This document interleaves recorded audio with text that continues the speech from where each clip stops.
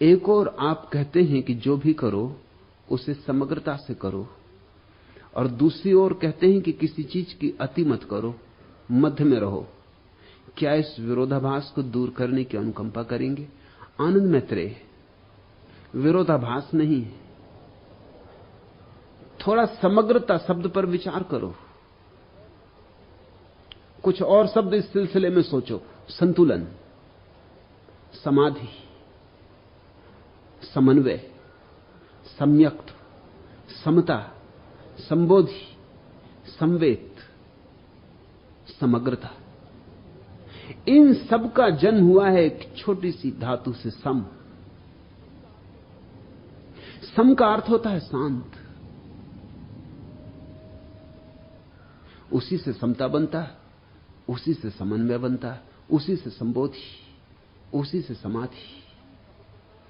वही सम समग्रता में मौजूद है। समग्रता अति पर नहीं होती, समग्रता कभी अति नहीं होती, क्योंकि सम अवस्था तो मध्य में ही होती। तो जब मैं कहता हूं समग्रता से करो, तो मैं ये नहीं कह रहा हूं कि अतिपूर्वक करो। तुम्हें ऐसा ख्याल आ सकता है, तुम्हें लगता है कि जब हम समग्रता से करेंगे तो अति हो जाएगी। अगर अति हो गई तो समग्रता से चूक गए। समग्रता से चूकने के दो उपाय हैं, बाएं जाओ या दाएं जाओ। दोनों ही स्थिति में समग्रता से चूक गए। अब जैसे कि मैंने कहा कि भोजन समग्रता से करो और अति ना हो, इन दोनों में विरोधाभास नहीं। जो समग्रता से भोजन करेगा वो ठीक उस वक्त रुक जाएगा जब शरीर कह देगा बस, और शरीर हमेशा मध्य में बस कह देता है। ना तो भूख लगी हो तो शरीर कहेगा बस, और ना तुम अति से भरते जाओ तो शरीर चुप रहेगा, नहीं कहेगा बस। अगर तुम भूखे हो शरीर कहेगा थोड़ा और। अगर तुमने ज्यादा खाना शुरू कर दिया शरीर कहेगा बस अब नहीं, अब और नहीं। शरीर कभी अति नहीं करता, अति करता है मन। इस बात को समझने की कोशिश करो। इसलिए कोई पशु अति नहीं करता, नहीं तो पशुओं की क्या हालत होती। उनके पास तो कोई उपदेश देने वाला नहीं, उनको कोई महात्मा गांधी और इत्यादि अन्य महात्मा तो मिले हुए नहीं कि देखो ज्यादा घास मत खा जाना, कि आज उपवास कर लो, आज एकादशी। लेकिन कोई पशु तुमने देखा ज्यादा खाते? जंगल में जाकर जरा गौर करो, कोई पशु तुम्हें दिखाई पड़ता है जिसको तुम कह सको कि ये ज्यादा खा गया है? कोई पशु ऐसा दिखाई पड़ता है जो उपवास कर रहा हो? मन नहीं तो अति नहीं। पशु उतना ही लेता है जितना शरीर को जरूरी, वही लेता है जो जरूरी। तुम अपनी गाय को छोड़ दो घास से भरे मैदान में, वह वही घास चुन लेती है जो उसके शरीर को रास आता है, बाकी घास छोड़ देती। तुम बकरी को छोड़ दो जंगल में, वो अपने काम की बात चुन लेती, अपने काम की पत्तियां चुन लेती, बाकी सब छोड़ देती। कौन कह रहा है उसे कि इस पत्ती को मत खा? हरी तो ये भी दिखाई पड़ती है, स्वाद इसमें भी हो सकता है ही कुछ ना कुछ स्वाद, लेकिन नहीं। जो उसके शरीर को रास पड़ता है, जो उसकी प्रकृति के अनुकूल है, जो उसकी प्रकृति को सम अवस्था में रखता है, वही चुन लेती। ये सहज हो रहा है, मन नहीं है वहां। मन उपद्रव करता है, मन ही तुम्हें ज्यादा खिला देता है, क्योंकि मन कहता है कि हो जाए एक कचौड़ी और, स्वादिष्ट है। शरीर को सुनो तो पेट कह रहा है कि बस करो, अब कृपा करो, अब ज्यादा हो जाएगा, मगर शरीर की मन सुनने नहीं देता। और तुम्हें अक्सर समझाया गया कि शरीर तुम्हारा दुश्मन है। शरीर तुम्हारा दुश्मन नहीं, मन तुम्हारा दुश्मन है। और जिनने तुम्हें समझाया कि शरीर तुम्हारा दुश्मन, उन्होंने बड़ी गलत बात समझा दी। उनके कारण मन को तो तुमने मित्र मान लिया है, शरीर को दुश्मन मान लिया है। शरीर तो सहज प्राकृतिक है, मन में है सारे विकार, सारे उपद्रव। मन सुनते नहीं, मन कहता है स्वाद थोड़ा और ले लें, हो जाए थोड़ा और, क्या फर्क पड़ता है, जरा तकलीफ होगी पेट को तो हो लेगी। पेट तो कह रहा है कि बस, लेकिन पेट की तुम सुनते नहीं। और तुम्हारे तथाकथित साधु पेट को गाली देते। समझो, मन को मन अति करवाता है। शरीर तो सदा ठीक समय पर जवाब दे देता है। वो तो 1 इंच ऊपर नहीं जाने देगा, नीचे नहीं जाने देगा। लेकिन आदमी का मन बड़े धोखेबाज है। मैंने अभी सुना कि गंगा में पूर आया किसी गांव में।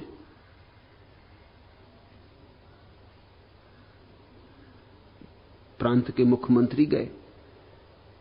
उन्होंने इंजीनियरों से कहा कि बात क्या है, हालत क्या है। खतरे के निशान को पानी छू रहा है। तो मुख्यमंत्री ने कहा कि भाई, खतरे के निशान को थोड़ा ऊपर क्यों नहीं कर देते?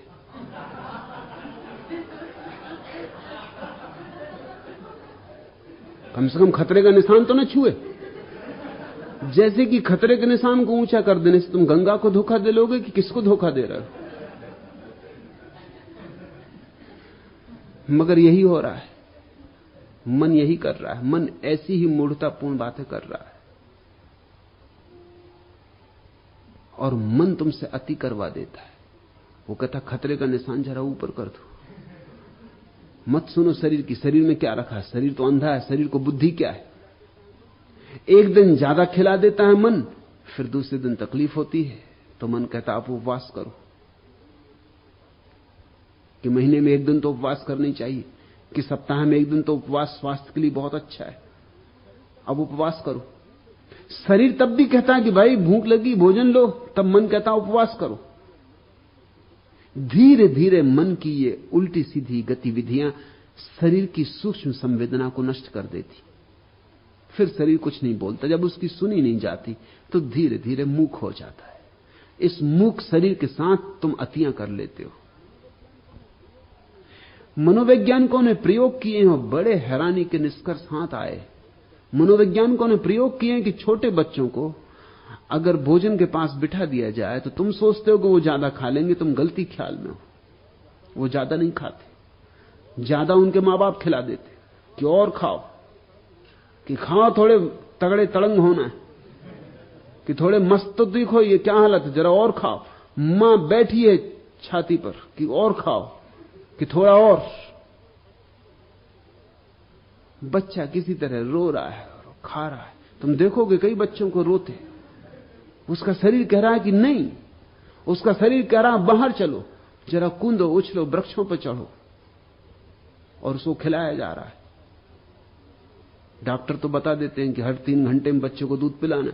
बच्चा पीते नहीं, वो मुंह फेर फेर लेता है, मां है कि दूध पिला रही क्योंकि 3 घंटे हो गए।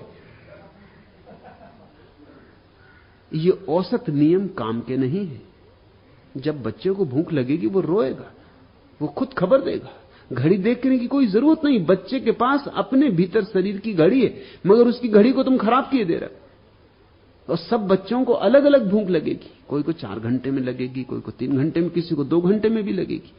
अब बड़ी अड़चन हो गई। एक नियम बना लिया, औसत नियम। औसत नियम से सावधान रहना। औसत नियम ऐसा होता है जैसे यहां 500 आदमी बैठे, हमने सबकी ऊंचाई निकाल ली और सबकी संख्या गिन ली, सबकी ऊंचाई जोड़ ली, फिर उसमें 500 का भाग दे दिया। समझो ऊंचाई आई 4 फीट 3.5 इंच, औसत ऊंचाई। अब ये 4 फीट 3.5 इंच का कोई भी नहीं होगा यहां, शायद ही कोई हो, क्योंकि इसमें कई छोटे बच्चे हैं तो 2 फीट के, और कोई 6 फीट के सज्जन है। मगर दोनों को मिल कर दो तो 4-4 फीट औसत ऊंचाई हो गई। 4 फीट का कोई भी नहीं, ना तो 6 फीट वाला आदमी 4 फीट का है, न 2 फीट वाला बच्चा आज 4 फीट का है। मगर 6 फीट वाले एक आदमी और 2 फीट वाले बच्चे को जोड़ दिया, 8 फीट हो गए, 2 का भाग दे दिया, 4 फीट औसत आ गया। अब झंझट हुई। अब बच्चे को खींचो 4 फीट का करो, तब वो औसत होगा। अब 6 फीट के आदमी को काटो, या कहो जरा पैर सिकोड़ो, जरा सिर को अंदर लो, कछुए की तरह अपने अंदर करो, तुम जरा ज्यादा हो। यूनान में कथा है प्रोक्रस्टीज की। वो एक सम्राट था, वो बड़ा भयानक सम्राट था। उसके अपने हिसाब थे, बड़ा गणितज्ञ था भी प्रोक्रस्टीज। वो गणित से जीता था।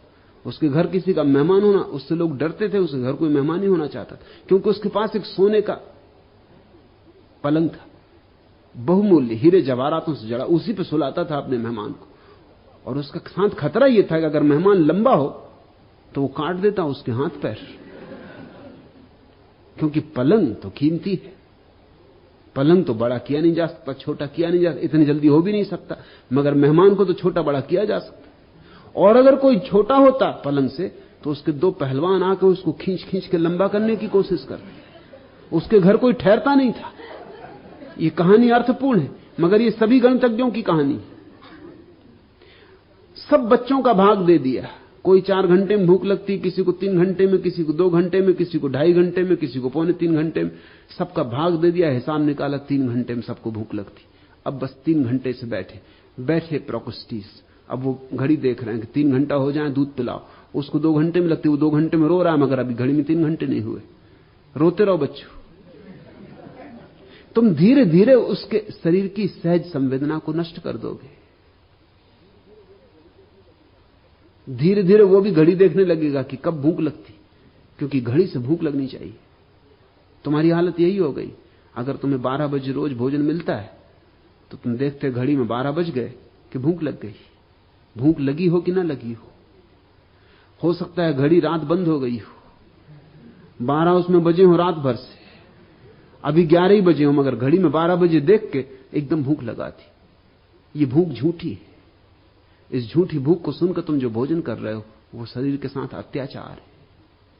भूख तो लगेगी, उसको घड़ी देखने की जरूरत नहीं। शरीर की अपनी भीतरी घड़ी। वैज्ञानिकों ने इस बात की खोज की कि शरीर घड़ी से चल रहा है। उसी हिसाब से तो स्त्रियों को ठीक 28 दिन में मासिक धर्म आ जाता। शरीर के भीतर अपनी घड़ी है। उसी के अनुसार तुम्हें ठीक वक्त पर भूख लग जाती, उसी के अनुसार तुम्हें ठीक वक्त पर नींद आ जाती, उसी के अनुसार इशारे मिल जाते हैं कि पेट भर गया, बस अब रुक जाओ। तुम अगर शरीर की मानकर चलो तो कभी अति नहीं होगी। न तुम ज्यादा खाओगे, न तुम कम खाओगे, और समग्रता होगी। आनंद होगा। तुम जितना भी खाओगे उसमें पूरा आनंद होगा। तुम पूरे डूब के उस स्वाद को लोगे, क्योंकि स्वाद भी परमात्मा है। अन्नम ब्रह्म। उसके साथ भी तुम वही समादर, वही पूज्य भाव, वही पूजा जो मंदिर में होती, अन्न के साथ भी होनी चाहिए, भोजन के साथ भी होनी चाहिए, जीवन की सारी प्रक्रियाओं में होनी चाहिए। जब मैं तुमसे कहता हूं समग्रता से जियो, तो मैं ये नहीं कह रहा हूं कि अति कर जाओ। मैं यही कह रहा हूं कि अगर समग्रता से जीना है तो सम को ध्यान में रखना होगा। और सम अनति है, मध्य है। इसलिए समग्रता में जीना और अति ना करना, इसमें कोई भी विरोध नहीं है। ये एक ही सिक्के के 2 पहलू हैं।